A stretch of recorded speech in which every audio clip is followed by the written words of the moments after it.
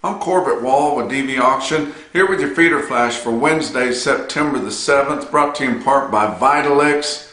Vitalix has multiple options for your tub needs, including those for controlling and repelling the fly population in your herd.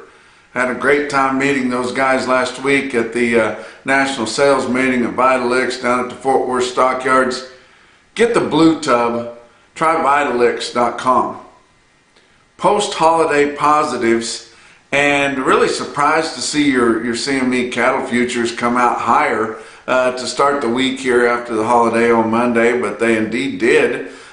In fact, noticing and seeing Cassie Fish from the beef read mention that your October live cattle contract, which has only recently about a week been your spot month, but that it right now is the highest spot traded month since August of 2015, meaning the closest month up, the one that everybody's looking at, it's traded higher than any other going back all the way to 2015 when we actually kind of come out of that big rally of 2014. Of course, 2015 was a wreck of a year because the market was plunging back down to normal areas, but still, that's a long time to not trade any higher than that, and we're trading pretty well up there in your futures contracts for both fats and feeders, but still kind of surprised to see them come out positive because they've been beating up the fat cattle market here the last couple of weeks, and weather changes and quality issues and things like that kind of been beating up the feeder cattle and even the calves to a certain extent here the last few days, but that's a positive.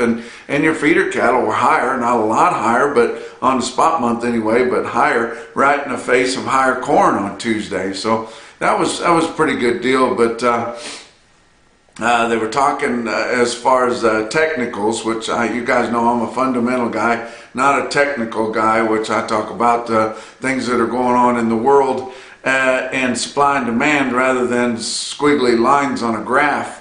But a lot of people say that they can find more direction in the market looking at those than they can looking at real things, and I don't doubt that.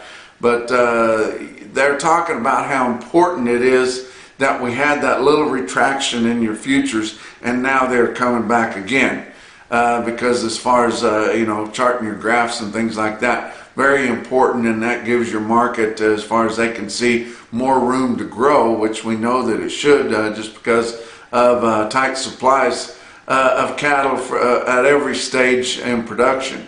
And they will get tighter as we go forward here, probably for the next, for sure, 2 and maybe 3 years. But your packers have already used a lot of their available captive supplies for this month because they've had very little trade the last 2 weeks. Of course, last week they were buying for this holiday shortened week, but they still need to buy several cattle in the open market, and we'll see how that goes forward with them not having quite as many captive supplies to pull upon. They might have to get a little bit more aggressive for this week. So we'll see if we can hold steady ground, gain a buck, or we're going to lose any more ground this week in your fat cattle market. Something I noticed that I just wanted to point out to you guys, because I believe we talked about it back a couple of years ago when it was going on, but Coy Griffin is a county commissioner, or was a county commissioner in Otero County, which is Alamogordo, Texas, which is down, or Alamogordo, New Mexico, which is down in southern part of New Mexico. He's a cowboy and a Western preservationist, which I kind of consider myself to be a Western preservationist too. Anybody that wears a cowboy hat does, if you look at it. But he's been a county commissioner there in that Alamogordo area, and he felt very strongly about the Trump administration, and he was the founder of Cowboys for Trump, which they did a lot of horseback parades and things like that, supporting the Trump campaign, and they indeed participated, not necessarily in the break-in of the January 6th rally there that everybody talks about, but they did attend that and were part of it. So because of that, and there's been several liberal organizations that's been trying to get him booted out.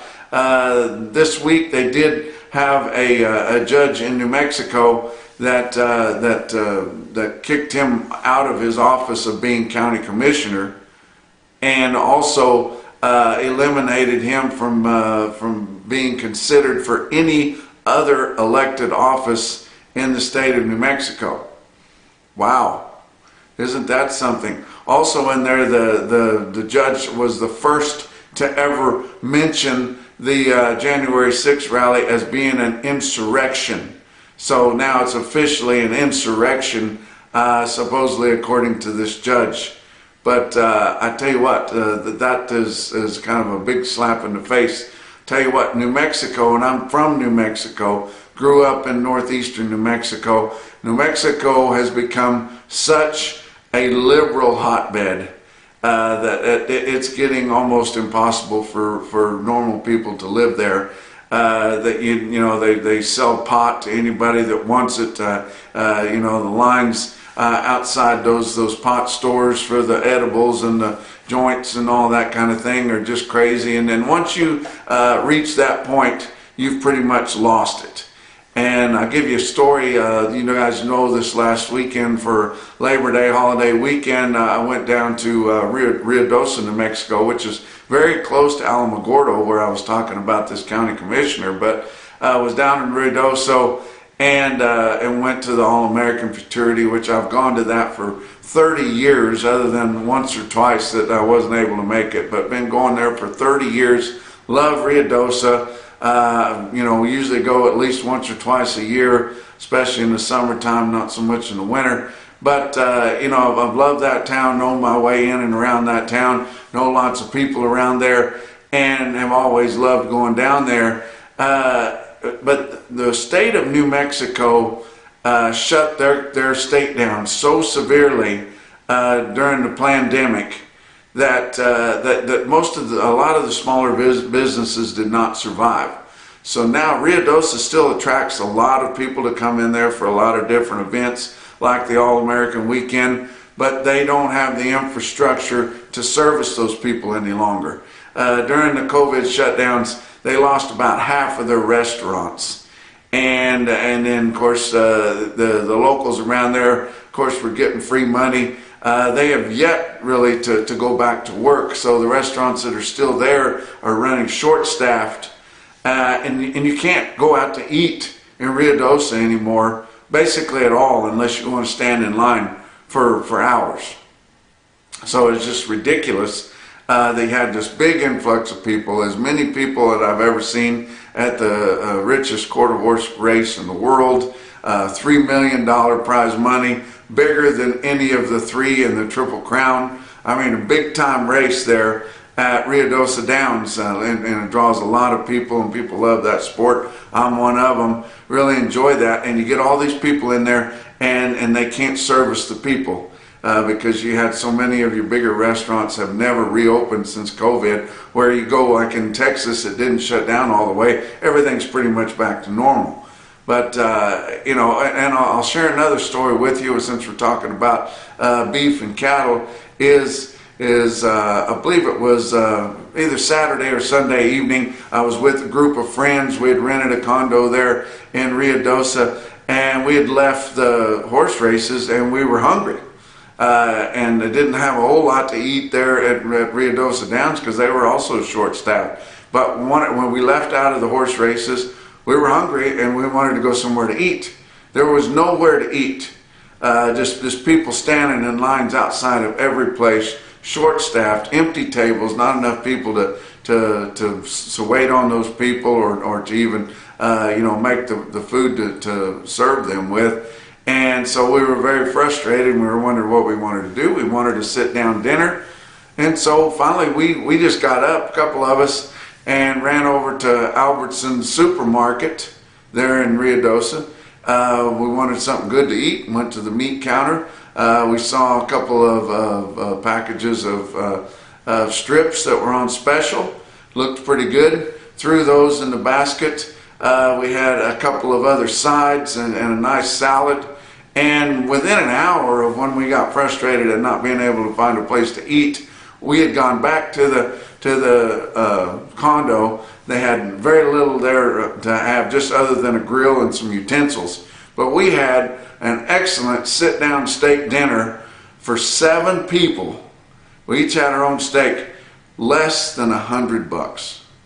Guys, it might cause you to think about it. It really is a shocker to me when I was thinking about what it would have cost all of us to go have a sit-down steak dinner in a restaurant compared to doing it ourselves. And like I said, in less than an hour, including the trip to the supermarket to get the food. But I thought that was pretty impressive there. But let's talk about your board. On Tuesday, October live cattle futures were up 50 cents at 145.05. December was up 62 cents at 150.87. Back months on live cattle up 62 to up $1.37. September feeder cattle up 30 cents at 184.17. October up $1.15 at 186.10.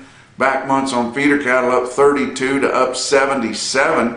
Pretty significant gains in your cattle futures, guys, especially considered Chicago Board of Trade corn.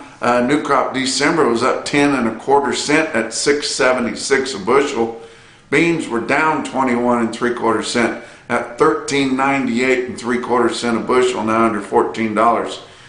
Beans have really fallen out of bed here since the crop tour. Catch up on your weighted average for last week's negotiated sales, because we had that Monday holiday. We're running late on everything, but your weighted average on last week's negotiated fed cattle trade in your 5-area feeding region, only 64,500 head for your whole 5-area. But that was more than the previous week, which 61,300, and a lot more than the same week a year ago at just 50,500. Of course, purchasing for a holiday week. But live sales of steers and heifers, 136 to 145. That 136 was kind of an oddity. It was only 41 head that way. It was actually mostly 140 to 145, which would have been $1 to $3 lower. Weighted average on live steers, 142.88. That was down $1.91, so almost $2 lower on your weighted average of all of last week's negotiated fed cattle sales. Direct sales in your 5-area feeding region. Dress sales were $1 to $5 lower, from 225 to 234. Weighted average on dress steers, 228.78, down $4.10. Ouch.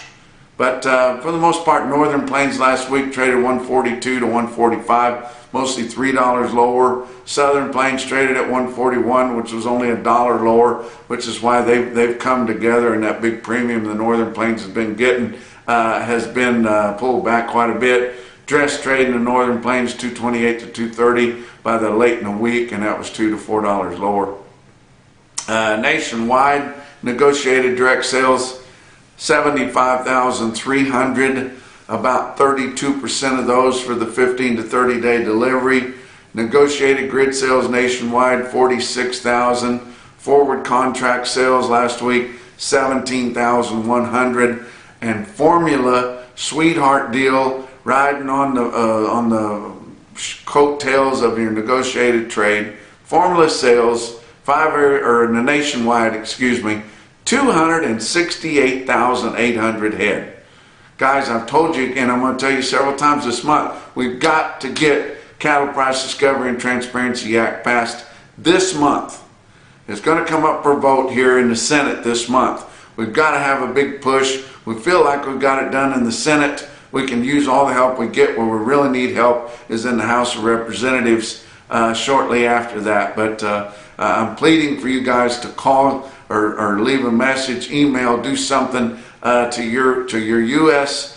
representative or your U.S. senator, and tell them that we desperately need Cattle Price Discovery and Transparency Act if we are going to preserve this negotiated trade at all. But it sure needs to get done, guys, and we can't just sit and watch this deal go by. We've got to push it. We've been working on this for 2.5 years. We've got to push this deal and get it pushed through. Fat cattle auction at Stockman's Livestock in Yankton, South Dakota, had 1,750 head on Tuesday. And a lot of the cattle were well finished, as told to me by Gary Marks, who helps me with this information. He said the conventional cattle were mostly steady from 142.5 to 149.75. Drug-free or non-implanted cattle sold up to as high as 153.25, not individuals but smaller groups, and that could have been as much as $2 lower. But he did say majors were pretty active, and one major gave 149.75 for a big truckload of fat heifers that'll grade really well. But you know, brick and mortar auction where there's competition in there selling really well. Sure like to see them hold the ground on the fat cattle trade this week. There's been no sales so far this week. A lot of times we start trade on Tuesday. Did not see any trade on Tuesday this week. You'll probably get started here on Wednesday, and we'll see how that goes. But hold the ground, guys. You deserve to start building on this market position again. Box beef cutout values came up a little bit higher on Tuesday afternoon, with choice cuts up $1.05 at $260.47. Selects up 72 cents at $239.30. Your slaughter, of course, it's a holiday week slaughter, but we're starting out better than normal. 127,000 here to start the week. That's 1,000 better than last week, 8,000 better than the holiday week a year ago. Talk about what else is going on. Pike Feeds is your do-all mill, serving all of Missouri and Illinois. They can help you with all your commodity feed needs. Call in there to Pike Feeds, see what kind of rations you can choose from. If you need enough feed there, they can make your own ration up. Whatever you need, supplements, whatever you might need, get a hold of Pike Feeds. Talk about your feeder cattle market, your real-time index on DV auction. Late in the day on Tuesday, sitting at 179.32, down 56 cents. And I'd been telling you all of last week how your CME cash feeder cattle index had been running higher than what it should be, several dollars higher than your real-time index. And of course, it's put together, by humans, and has a lot more room for opportunities to make a mistake on it. But poof, all of a sudden this week it's back in line, sitting right in line with your real-time index there. And not sure how it come off quite so fast, but it sure did. Let's talk about your feeder sales on Tuesday. Your bigger ones, a lot of them were still recovering from the Monday holiday. It didn't have any huge sales, and of course didn't have any of our high volume Monday sales to really get a feel for the feeder market. But Ozarks Regional Stockyard in West Plains, Missouri had 1,750 head. The Pee-wee calves weighing under 550, and they'd get a lot of them in there. A lot of Continental Cross calves in there, a lot of wheat type cattle there. They sold $3 to $6 higher. Now the bigger calves, they didn't really have a good test of yearlings, but bigger calves over 5.5, $3 to $6 lower, and I think that'll be kind of a trend that you'll see this week. They want the options on the really light cattle. It's appearing that we are going to have quite a bit of fall and winter forage, which we haven't had, sure didn't have last year. So those cattle will be in high demand. You can put some cheap gain on them, and they're going to be worth a lot of money because we know how tight we are on stocker and feeder cattle. Look at Beaver County Stockyard, 1,900 head for them in Beaver, Oklahoma. Had a really nice sale there. Calves and yearlings through there. They sold 100 head of 580-pound steers at $202 in Beaver, Oklahoma, and then sold this load of steers. 62 head of steers weighed $858 at $184.75. That's $5 over your index levels and over 50 pounds heavier. But your Zoetta stick-out sale of the day was Lone Star Stockyards in Wildorado, Texas. Had their Customer Appreciation Day sale. Who said there's no free lunch? I drove the 30-minute drive over there to get my free lunch. Enjoyed it very much and enjoyed watching the sale. Had some of the year's first really fancy calves coming in. The calves looked really nice. Had some flesh to them, but they just coming right off their mothers. But I mean, the quality was outstanding. And for guys that want to run really, really top-notch wheat cattle this this fall. I mean, they should be looking at Lone Star Stockyards, because they are starting to pull some of those really fancy calves. Had some fancy calves from Melrose, New Mexico come in. Not too far over there, guys. If you want to get over here closer to where it's going on, you can sure haul them over here to Lone Star Stockyards. Had some lightweights there out of New Mexico. 53 steers, weighed 336 at $257 a pound. Pretty respectable price there, especially for this far down in the Southern Plains. The heifers off of them, there were 51 of them, weighed 327 at $219 for the heifers there coming out of New Mexico. And then they had a really stick out consignment there, the Lighthouse Ranch from Canyon, Texas, which is close to Palo Duro Canyon. And if you guys know, the big majestic symbol there of Palo Duro Canyon is the Lighthouse Rock Formation, and that ranch is named after that. And that ranch is of Brenda Michaels, who recently passed away. She was a significant character in the Amarillo area. She was the daughter of Benny Binion, and had an interesting life there of raising horses and cattle. But that's her ranch, her family's ranch now. But the Lighthouse Ranch brought in some really fancy steers. 84 head of them, 504 pounds right off the cow there at $219. Talk about some stick out sales. How about Bluegrass Stockyards? Lexington, Kentucky sells 63 steers, weigh 757 for $190. Big time quote, but the best quote that I saw anywhere on Tuesday, your Macrocin, no BS, top quote for the day, come out of Denny Rezac Livestock Commission, St. Mary's, Kansas. 136 steers, weighed 803 at $190.35. That will be $11 over the index price for an 800-pound steer. And that's your feeder flash for Wednesday.